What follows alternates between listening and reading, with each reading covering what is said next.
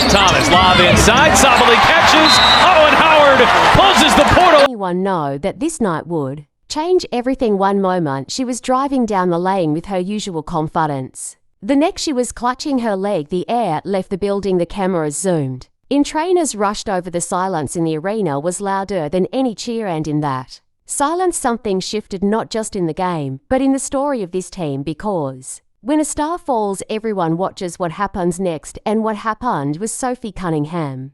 Rising not with flair, but with fire, she didn't wait, she didn't hesitate, she stepped into the role, not just as a teammate, but as a warrior. She played with grit, she played with rage, she played like every possession was personal, because to her it was she heard the chatter, she saw the headlines, she read the posts doubting Clark, marking the hype, questioning the toughness, and she snapped back not with quotes, but with action. Her defense turned brutal, her offense turned bold, and every time she hit the floor you could see it in her eyes that this wasn't just basketball anymore. This was a battle for respect, for loyalty, for everything the Fever stood for, because Caitlin wasn't just a scorer, she was a symbol, and symbols don't fade when they fall. They burn brighter in the hearts of those who believe, and Sophie believed. She went off. In interviews, she called out the disrespect, she dropped unfiltered truths that went viral. She said what fans were thinking, that Clark wasn't just hype, she was hard, and she had taken every hit, every foul, every stare, every shove with her head held high. And even